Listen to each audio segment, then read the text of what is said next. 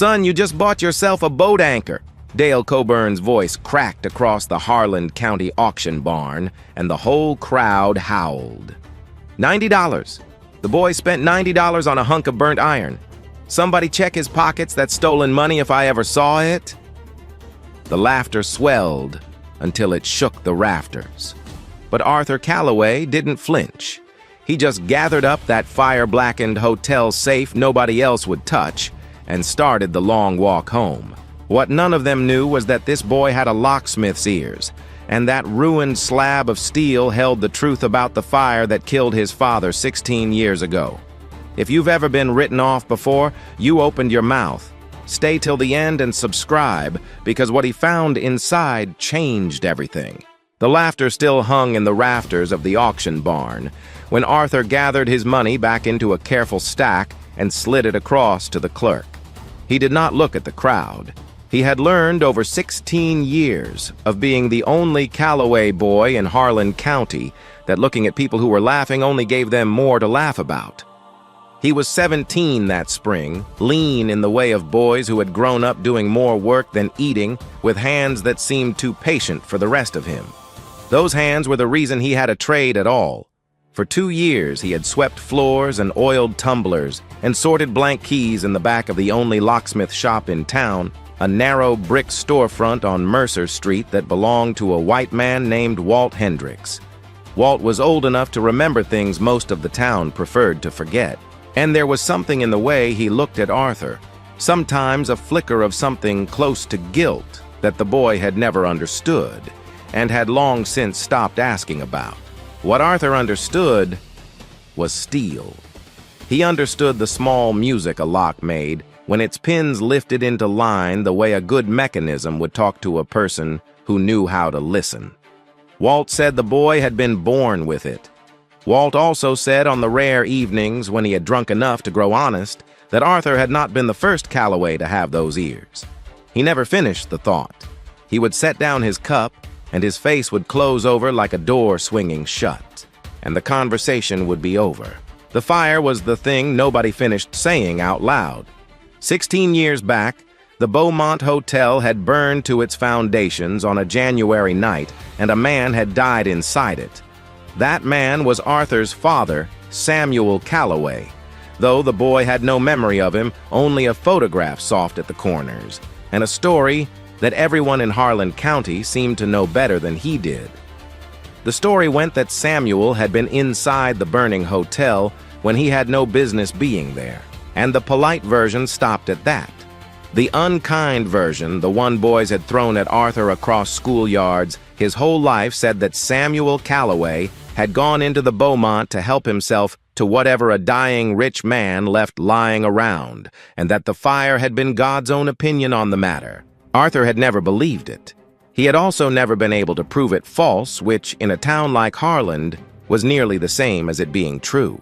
So, when the auctioneer's list came around that week, tacked to the post office board and read aloud at the feed store, and Arthur saw the words Beaumont Hotel Fireproof Safe Contents Unknown sold as is something in his chest had gone very still. The hotel was gone. The land had been sold and resold. But the safe had survived the fire the way only a heavy old thing can survive. And it had sat in a county storage shed for 16 years until somebody finally decided it was worth the trouble of hauling out to be sold. It was the last thing his father had ever touched. Arthur was certain of that, the way he was certain of very little else. Whatever Samuel Calloway had been doing in the Beaumont that night, he had been doing it near that safe, and the steel had outlived him, and now it was going to be sold to whoever raised a hand and a dollar. Arthur had $90 rolled in a sock under a loose board in the room he rented above the hardware store. It had taken him 2 years of swept floors to save it, dollar by dollar, and it was every cent he had in the world.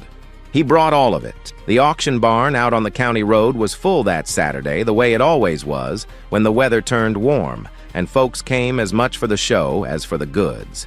Dale Coburn was there, of course. Coburn was the man who bought things in Harlan County. He had bought the failed lumber mill and the old Beaumont land and half the storefronts on Mercer Street, and he drove a long white Lincoln that he parked across two spaces as if daring anyone to mind. He had a way of standing with his thumbs hooked in his belt and his chin tipped back, surveying a room as though he already owned the air in it. To Dale Coburn, the price tag on a thing was the whole truth of it. He had never in his life been able to see a value that did not come with a number stamped on the side, and he had certainly never seen one in a Callaway. The safe came up near the end after the tractors and the tools, and a church pew nobody wanted. Two men wheeled it out on a hand truck, and the room got a good look at it. It was an ugly thing, there was no arguing that. The fire had scorched it black and warped the door so that one corner pulled away from the frame.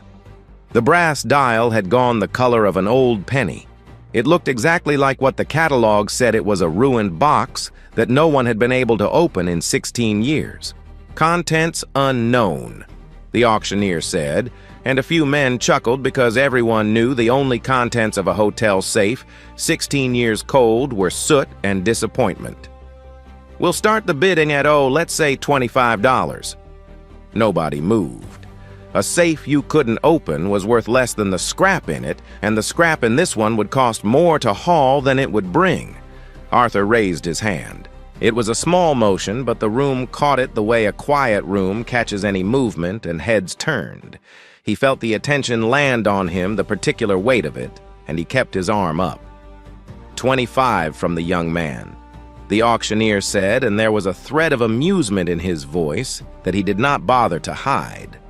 For a moment, Arthur thought it might be that simple. Then Dale Coburn turned, took the measure of the boy with the raised hand, and a slow grin spread under his mustache. He did not want the safe. Everyone in the barn could see he did not want the safe.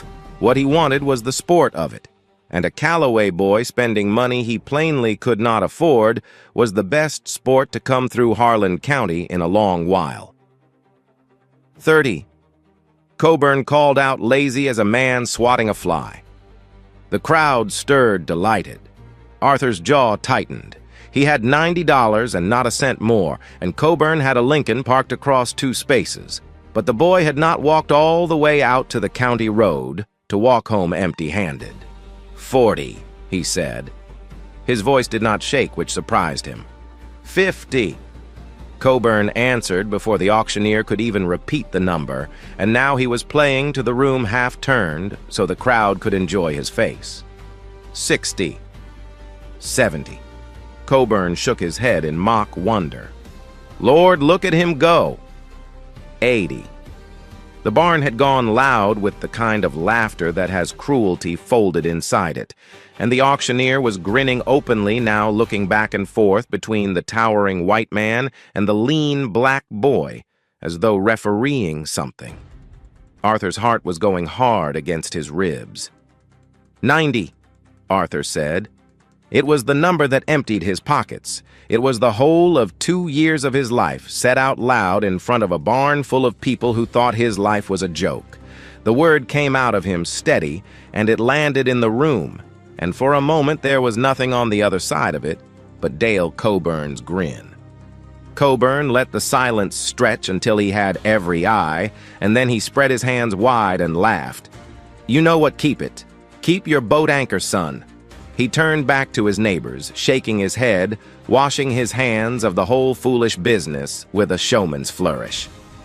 I'm not going to stand here and rob a child of his life savings over a hunk of burnt iron. Let him have his treasure. The laughter swelled.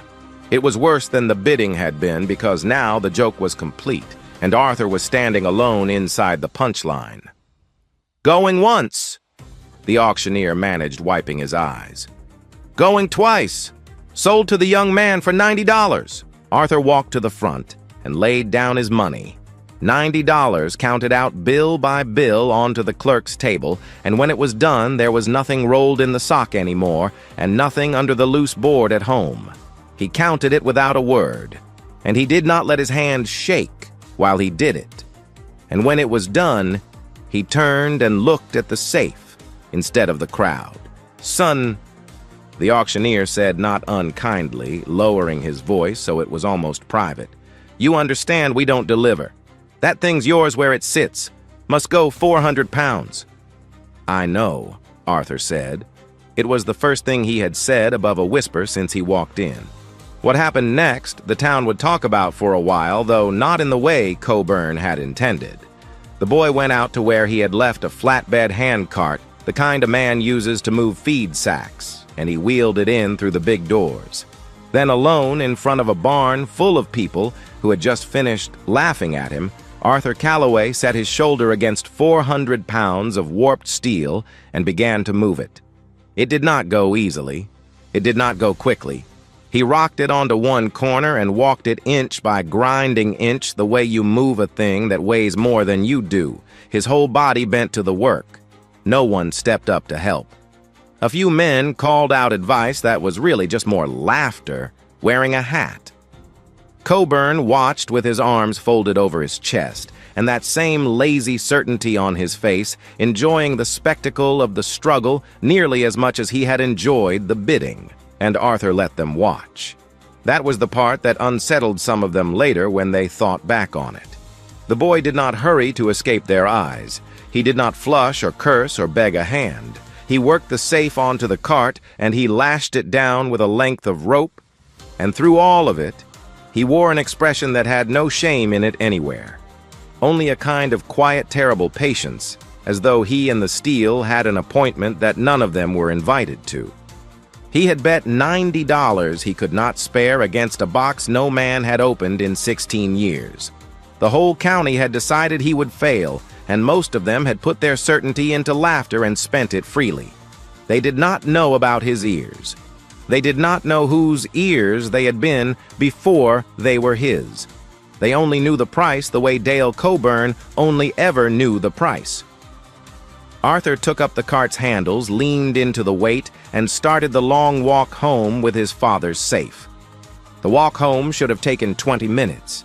It took Arthur the better part of 2 hours, because 400 pounds does not roll, it crawls, and a handcart built for feed sacks complains under that kind of load with every turn of its wheels. He kept to the shoulder of the county road as the afternoon went long, and Gold leaning his whole weight into the handles, stopping every 50 yards or so to let his arms stop shaking before he started again. He was nearly to the edge of town, where the county road became Mercer Street, and the gravel gave way to cracked pavement, when he heard the engine slow behind him. It was a pickup, and he knew the 3 young men in it before they had even pulled even with him. They were the sons of Coburn's foreman and the cousins of his hands, the kind of boys who had grown up understanding that their last names came with permission.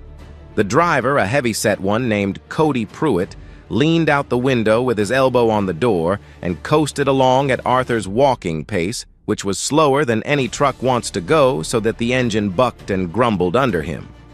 "There he is," Cody called loud enough for the others to laugh. "The richest fool in Harlan County." Arthur did not look at them.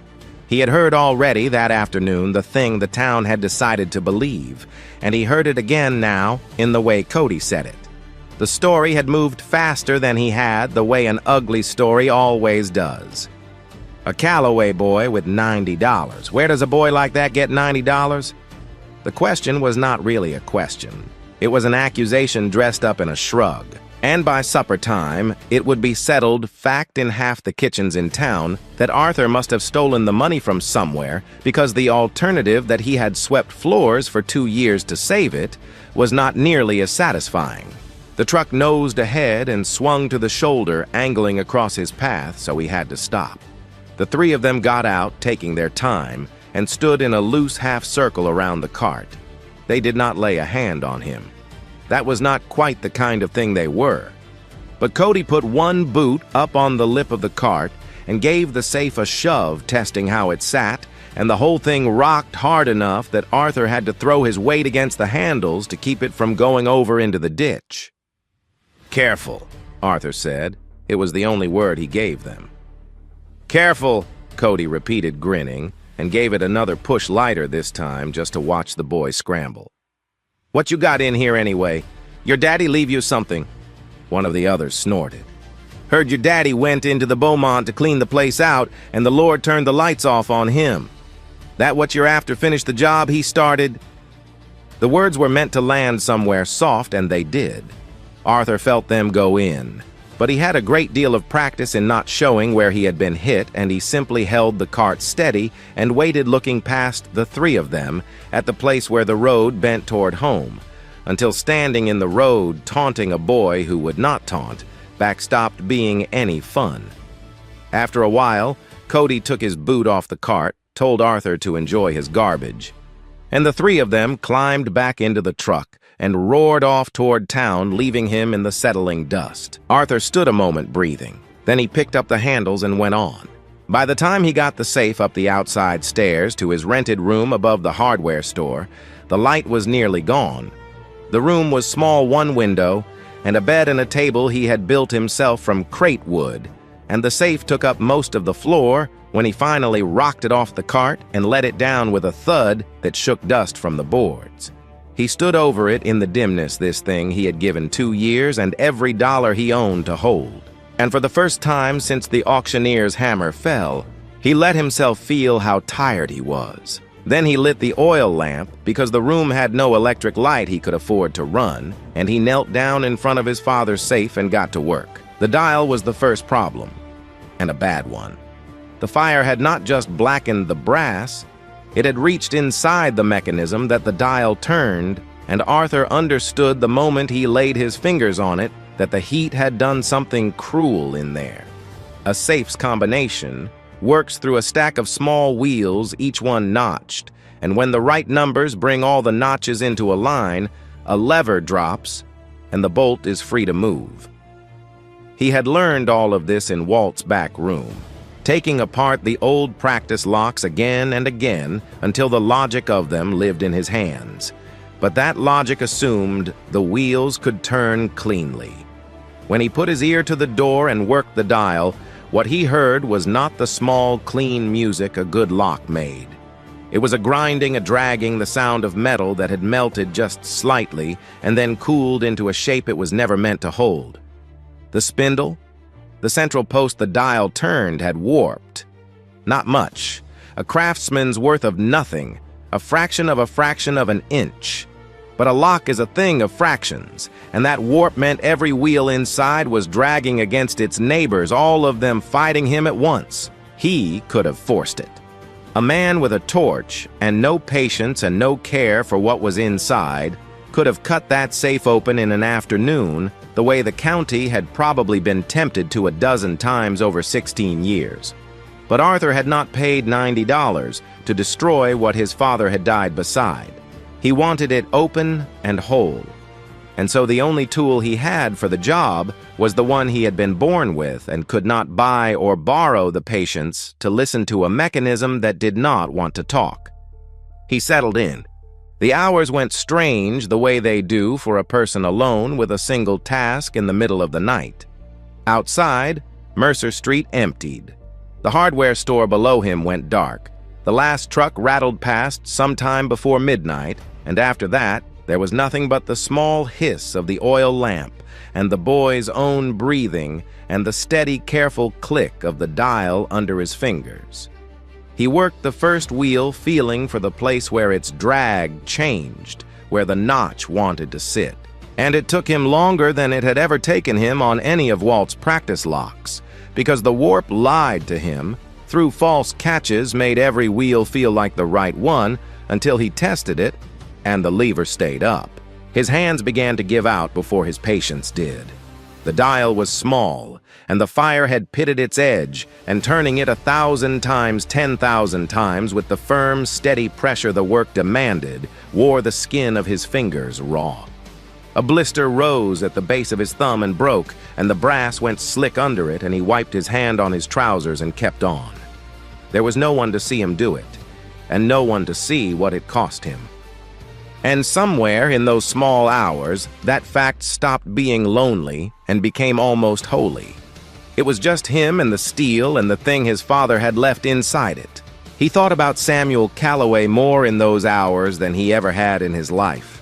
He had no memories of the man, only the soft photograph and the cruel story, And into that empty space, he had always been careful not to pour too much hope, because hope was a thing that could be taken from you, and he had learned young to keep it small. But kneeling there with his ear against the warm metal, he let himself wonder. Walt's unfinished sentences came back to him, the way the old man would say, "You're not the first Calloway with those ears," and then go quiet and reach for his cup. Arthur had always taken it for the loose talk of a man who had drunk too much. Now, in the dark, with his father's safe under his bleeding hands, it sounded like something else. It sounded like the edge of an answer. The first wheel found its line a little after midnight. He felt it more than heard it, a softening, a place where the dragging eased, and the wheel sat down where it wanted to be. And he held his breath and turned slowly the other way to bring up the second. The second was worse. The warp grew deeper as the wheels stacked, and the second wheel fought him for the better part of an hour, throwing false catch after false catch, each one raising his hope and dropping it again. His knees ached against the floorboards. The oil in the lamp burned low, and he trimmed the wick and went on. But it came eventually. A little after 1 in the morning, he felt the second notch line up behind the first. And now there was only one wheel left between Arthur Calloway and whatever 16 years had been keeping from him. And the last wheel would not move at all.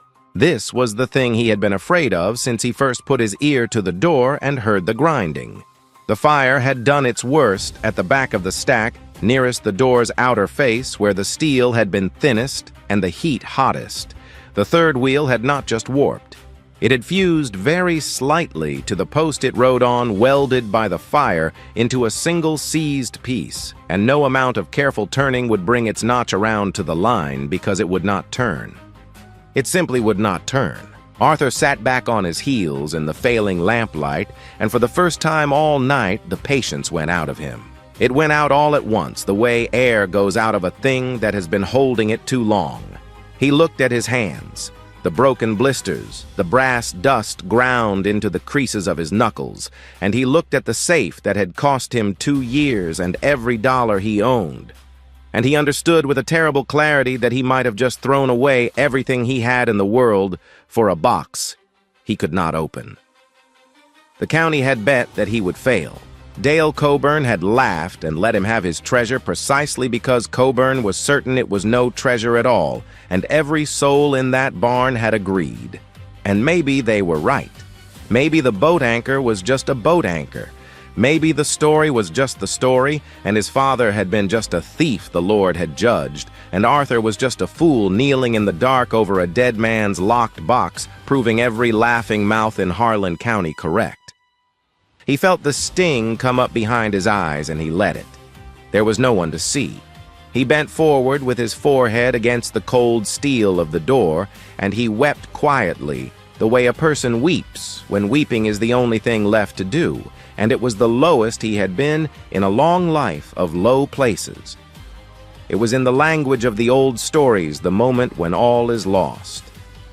And it was in that moment, with his head against the metal and his hands gone still, that he remembered the rest of the sentence, not Walt's voice. He understood that even as it came to him. It was a thing Walt had said, but Walt had been quoting someone the way the old man quoted that one line every time he'd had enough whiskey to grow honest and sad. Your daddy used to say you don't open a lock. You let it open. You stop fighting the thing, and you let it tell you where it wants to go. Arthur had heard it 100 times and dismissed it 100 times as a drunk man's poetry. But he was not fighting a clean lock. He was fighting a wounded one. And you do not wrestle a wounded thing. You do not force a wheel the fire has already broken. You listen to what it can still do, and you ask it for only that. He lifted his head. He wiped his face with the back of his ruined hand, and he stopped trying to turn the third wheel. Instead, he went back to the spindle itself, the warped central post, and he laid 2 fingers on the dial so lightly that he was barely touching it at all, and he closed his eyes and he let everything in his body go slack the way you do when you mean to feel something very small. He was not turning the lock now. He was reading it. And what he read with his fingertips and the side of his face against the steel was that the seized wheel was not seized all the way. It had perhaps a hair of play in it, the width of a held breath before the fused metal stopped it cold. Not enough to bring the notch to the line by turning, but maybe enough if he eased the spindle the other direction at the same instant, if he relieved the drag of the warp by a fraction, while he coaxed that last hair of movement out of the wheel that would not move. It was not a thing he could have explained to anyone. It was not a thing he had been taught. It came up out of him from a place he had not known was there, the same place he would think later that his father's hands had once worked from, and he let it guide him. He eased the dial back with one hand and pressed with the lightest pressure on the spindle with the other, and he held his whole self still, and he waited, and he asked the broken thing for the one small movement it still had to give. At 2 o'clock in the morning, the last wheel gave it. The notch came around the final hair of its travel and dropped into the line, and Arthur heard it clean and clear and impossibly sweet, after all those hours of grinding a single bright sound in the dark room. Click. For a moment, he did not move, afraid that he had dreamed it. Then he took the handle of the door, the warped corner that had pulled away from the frame, and he drew it, and the bolt slid back, and the door of his father's safe swung open for the first time in 16 years. What was inside did not come to him all at once, and that was a mercy, because all at once might have been more than a tired boy could hold. The first thing was the money. It sat in the bottom of the safe in neat banded stacks, the kind of cash that does not get spent so much as kept, and beside it a folded sheaf of bonds, the bearer kind, the kind worth their face to whoever holds them, and a small velvet roll of a few good pieces of jewelry. Arthur touched it and drew his hand back as though it were hot. It was a great deal of money. More money than he had ever seen, more than he had words for. And his first feeling, kneeling over it in the lamplight, was not joy. It was confusion, sharp and disorienting. This was not a stripped hotel safe. This was not the soot and disappointment the auctioneer had promised. Why would a man let a fortune like this burn? Why had it sat untouched in a county shed for 16 years, while the whole town swore there was nothing in it worth the haul? The second thing answered the first. Tucked upright against the side of the safe where it had been placed to be found was an envelope, and the fire had browned its edges but not destroyed it, and across the front, in a careful hand, was written, "To be opened, in the event of my death." Arthur opened it with fingers that had stopped feeling their own pain. Inside was a single letter in the same careful hand, signed at the bottom by Harold Beaumont, the man who had owned the hotel, the man who had also died the night it burned. Arthur read it once fast and once slow, and the second reading changed the shape of the world. The letter did just one thing, but it did it completely. It said that Harold Beaumont, having no family left and no love at all for the men who ran Harlan County, had decided what was to become of everything he owned. He had put it in writing, and he had locked it in this safe, so that no man could alter it before the law could read it. His hotel, his land, his money, all of it was to go to the town itself, to be held in trust for the building of a library and a place of learning that any child in the county might use, regardless, the letter said, of who their people were. He had named the men he did not trust to carry out his wishes, and he had named them plainly, and he had written that he expected they would try to bury this document the moment they laid hands on it, and that he was locking it away precisely so they could not. Arthur sat with the letter, and the money no longer looked like money. It looked like evidence. But the letter was not the last thing in the safe, and the last thing was not for the town or the law. It was small, and it had slid down beside the bonds where a hasty hand might have missed it, and Arthur's fingers found it when he reached in to be sure he had taken everything. It was a roll of dark cloth soft with age, and when he opened it across his knee in the lamplight, he was looking at a locksmith's tools, picks and tension wrenches and a small brass-handled driver. A working man's kit well used the handles worn to the shape of a hand that was not Arthur's. And on the brass handle of the driver, scratched in by the point of a knife, the way a man marks a tool so it will come home to him, were 2 letters. S.C. Arthur did not need anyone to tell him. That was the cruelty and the gift of it. Both that no letter explained this part, that there was no voice to hand him the answer and let him doubt it. He was a locksmith. He knew a locksmith's hands by the wear they left, and he was holding the tools of a man who had worked them until the brass remembered his grip, and the man's initials were scratched into the handle, and the man's last name was his own. And slowly, in the failing lamplight, he understood why those tools were on the inside of a safe, instead of out in the world, where a working man keeps them. Harold Beaumont had needed someone he could trust to set the combination on this safe and lock his letter away, where his enemies could not reach it. And in all of Harlan County, the man he had trusted was a black locksmith with gifted hands. Samuel Calloway had done the work, the way Arthur now knew he did everything with care. And he had left his own kit inside as the last thing before he closed the door, not by accident, but the way a man leaves his mark on a thing he wants known later. A locksmith's signature, proof for whoever finally opened it of exactly whose hands had been trusted with the secret. And then the fire had come fast, and from somewhere it had no honest reason to start, and Samuel had gone back into the burning hotel for the one thing a man like him would risk his life for: not gold, not bonds. But the truth, he had just sealed away, and the fire had taken him before he could carry it back out. The story the town had told for 16 years was not just unkind, it was a lie.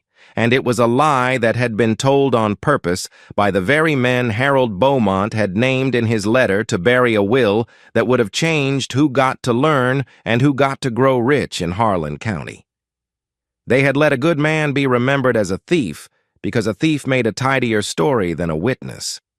And the proof of all of it had been sitting inside a box that no one could open, waiting 16 years for the one person in the world with the right hands and the right reason to open it. Arthur closed his fingers around his father's tools.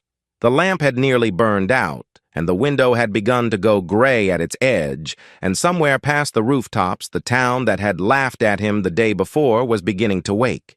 He did not feel like weeping anymore. He felt very clear and very steady, and very much for the first time in his life like his father's son. Arthur did not sleep. He sat with his father's tools in his lap until the gray in the window turned to gold, and when the town below him had fully woken, he washed his ruined hands as best he could, wrapped the letter and the bonds and the tools in the same dark cloth, and put the money in the canvas feed sack he had used the day before. Then he carried it all down the outside stairs and started up Mercer Street toward the county courthouse. Walking the same road he had dragged the safe down the evening before, only this time he carried what had been inside it. Word of the auction had spread far enough that there were already people about who knew his face, and they watched him pass this boy. They had laughed at walking up the middle of the street with a feed sack over his shoulder and an expression that made a few of them go quiet, without knowing why. By the time he reached the courthouse square, a small crowd had gathered in his wake, drawn by the simple strangeness of it, half of them expecting, he supposed, to see the Calloway boy make a fool of himself one more time. Dale Coburn's white Lincoln was parked across 2 spaces in front of the courthouse, and Coburn himself was on the steps holding court with 2 of the county commissioners, and he turned when he heard the murmur of the crowd and saw Arthur coming. "Well," Coburn called out loud for the benefit of the men beside him and the people gathering in the square, "if it isn't the richest fool in Harlan County, you get your boat anchor open, son, you bring us a bucket of soot." The crowd laughed, but it was a thinner laugh than the day before, because something in the way the boy walked had taken the certainty out of it. Arthur went up the courthouse steps until he stood level with the commissioners, and he set the feed sack down, and he opened the dark cloth on the wide stone rail where everyone could see. And he did not say a single word at first. He simply laid out one piece at a time what the fire had failed to destroy.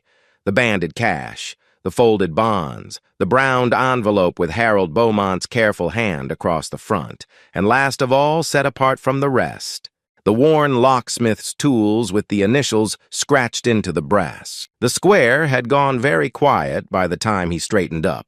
"Mr. Beaumont left a letter," Arthur said, and his voice carried in the stillness better than any shout could have. "He wrote it himself, and he signed it, and he locked it in his safe so that the men he didn't trust couldn't get rid of it before the law could read it. He left everything he had to this town, to a library and a school for any child in this county, no matter who their people were." He looked at the two commissioners as he said it, and one of them had gone the color of paper. He named the men he figured would try to bury it. "I expect the law will want to read those names for itself." He set his hand on the worn tools. "And these belong to the man Mr. Beaumont trusted to lock that letter away. The man who went into that hotel the night it burned trying to carry the truth back out. For 16 years, this town has said Samuel Calloway went into the Beaumont to steal. He didn't. He went in because a man needed a lock kept honest, and he was the one folks trusted to do it. He was my father. And he died in there keeping a promise that some of the people standing in this square made sure nobody ever found out about." No one laughed now. No one said anything at all. It was Walt who broke the silence. The old locksmith had come out from his shop on Mercer Street with the rest of the town, and he was standing at the edge of the crowd, and he came forward now through the people, slow an old man's walk, until he reached the foot of the steps.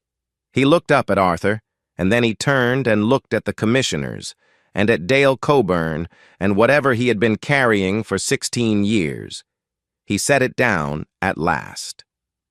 "The boy's telling it true," Walt said. His voice was rough and not loud, but the square was so quiet it did not need to be. "Sam Calloway worked beside me for 9 years. There wasn't an honester man in this county, and there wasn't a better set of hands. Harold Beaumont came to me when he wanted that letter locked away where these gentlemen couldn't reach it, and I sent him to Sam because Sam was the one I trusted, and Sam was the one who could do it, so it'd stay done." He looked at Arthur, and something gave way in the old face that had been shut tight for 16 years.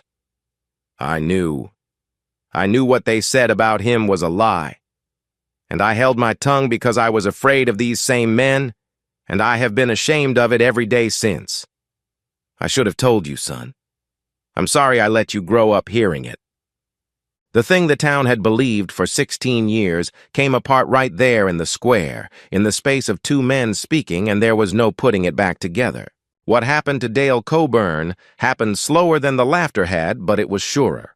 The letter and the names in it went where Arthur said they would go to the law, and the law in those years was not always quick to listen to a black boy in a southern town, but a signed will in a dead man's hand locked in his own safe, naming the very men who had spent 16 years getting rich off land that should have gone to a library was not a thing that could be laughed away. It came out, over the months that followed, that Coburn had bought the Beaumont land and the hotel ground for almost nothing in the confusion after the fire had bought it from a county that had no right to sell it, because Harold Beaumont had already given it away in a letter those same officials had pretended did not exist. The fortune Dale Coburn had built on Mercer Street had its first stone laid on a buried will and a slandered dead man. He fought it the way men like him fight with lawyers and bluster and a great deal of noise about his good name. But the names in Harold Beaumont's hand could not be unsaid, and the worn tools with the scratched initials could not be unseen, and one by one the people of Harlan County who had been afraid of Dale Coburn for 30 years discovered that they were not afraid of him anymore. The long white Lincoln went sold to cover what the courts said he owed. The storefronts went. By the time the trust was settled and the land returned to the purpose Harold Beaumont had set for it, Dale Coburn had nothing left in Harlan County but a name nobody would say kindly, and he left it the way such men leave quietly in the early part of a day with no crowd to see him off. The last anyone in town saw of him, he had stopped his loaded car at the corner of Mercer Street, and Arthur happened to be standing in the doorway of the locksmith shop, and for a moment the two of them looked at each other across the distance that had once been the whole weight of Harlan County and was now only the width of a street. Coburn's mouth worked as though he meant to say something, some last cut, some final word to put the boy back in his place. But there was no word that fit anymore. Whatever he had counted on his whole life, the certainty that he could read the true price of a thing by the look of it, had failed him completely. The one time it mattered, and he knew it, and the boy knew it, and there was nothing to say. Coburn looked away first. He drove on, and he did not come back. The town did its reckoning the way towns do, unevenly and incompletely, but it did it. The people who had laughed loudest in the auction barn were the quietest now, and some of them found their way to the locksmith shop in the weeks that followed, to say a thing or two to Arthur that they should have said years before, and he received them with the same steady patience he had shown the steel, which was to say without bitterness and without quite forgetting either. Harold Beaumont's wish was carried out at last. The money built what he had wanted, built, and over the door of it by a vote that surprised no one, the town put a name. Not Beaumont's. Beaumont had asked for a library and a school, not a monument to himself. The name they put over the door was Calloway, for the man who had carried a secret into a fire and let the town call him a thief for 16 years rather than break a promise. The Samuel Calloway Library and Learning Center, where any child in the county could go, no matter who their people were, exactly as the letter had asked. Arthur would not take the money. There was a great deal of it that the court said was his by rights, the share Harold Beaumont's letter had set aside for the family of the man who kept his trust, and Arthur let it go into the building with the rest. He kept 3 things.